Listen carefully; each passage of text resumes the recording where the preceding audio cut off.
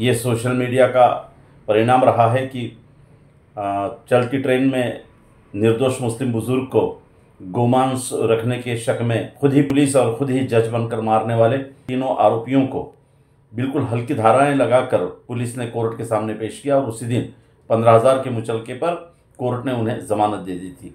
लेकिन एनसीपी के नेता जितेंद्र आव्हाड, सोशल मीडिया, विपक्षी दल के नेता, कई सामाजिक संस्थाएं, कई सामाजिक लोग, कई समझदार लोग, इन्होंने जो प्रेशर बढ़ाया और महाराष्ट्र के पुरोगामित्व को जिस तरह से इस सारी घटना के खिलाफ सामने लाया, तो परिणाम ये हुआ कि वो धाराएं और जोड़नी पड़ी, जिसमें लूटमार और हेतु पुरस्सर धार्मिक भावनाओं को या धर्म के आधार पर मारपीट करना ये शामिल है। ये दोनों ही गैर जमानती हैं। हमने भी कल वीडियो में डाला था कि इस तरह से हल्की कलम लगाकर आपने ये संदेश दिया है कि कुछ भी कर लो, मुसलमानों के खिलाफ कुछ भी कर लो, ईसाइयों के खिलाफ कुछ भी कर लो, बौद्धों के खिलाफ कुछ भी कर लो, और किसी के खिलाफ धर्म के आधार पर कुछ भी कर लो, कोई तुम्हारा कुछ बाल नहीं बांका कर पाएगा। ये जो संदेश इतने हल्केपन से जा रहा है, ये महाराष्ट्र की बहुत ही आदर्शवादी संस्कृति के खिलाफ है। आज पुलिस ने जो किया उसके लिए हम पुलिस का भी धन्यवाद देते हैं। कोर्ट ने उन तीनों आरोपियों की जमानत खारिज कर दी है और उन्हें अरेस्ट करने का आदेश दिया है। देखिएगा रिपोर्ट। महाराष्ट्र में चलती ट्रेन के अंदर एक मुस्लिम बुजुर्ग के साथ मारपीट और गाली गलौज करने वाले तीनों आरोपियों की मुश्किलें अब बढ़ गई हैं।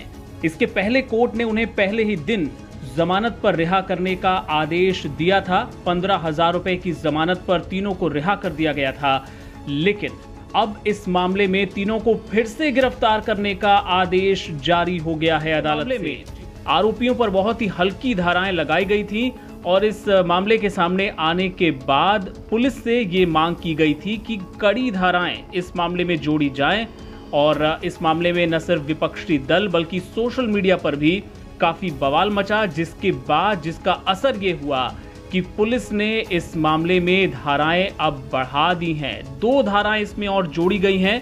इस मामले में जानबूझकर किसी व्यक्ति की धार्मिक भावनाओं को ठेस पहुंचाने के लिए शब्दों का प्रयोग करना, एक ये धारा जोड़ी गई है, और साथ ही डकैती या डकैती करते वक्त घातक हथियार का इस्तेमाल करना और किसी व्यक्ति को गंभीर चोट पहुंचाना, ये 2 धाराएं इस मामले में जोड़ी गई हैं। और इन दोनों मामलों में अगर दोष साबित होता है तो कम से कम 7 साल की सजा हो सकती है। अदालत ने, मजिस्ट्रेट ने तीनों आरोपियों को जो जमानत दी गई थी उसे कैंसिल कर दिया और पुलिस को आदेश दिया कि फिर से तीनों को हिरासत में लिया जाए।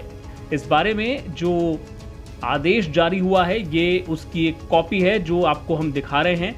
इसके पहले तीनों को 15,000 रुपए की श्योरिटी पर छोड़ दिया गया था, लेकिन अब उनके खिलाफ ये 2 धाराएं जोड़ दी गई हैं। मामला अब गंभीर हो गया है और अब उनके खिलाफ आगे की कार्रवाई पुलिस करने वाली है।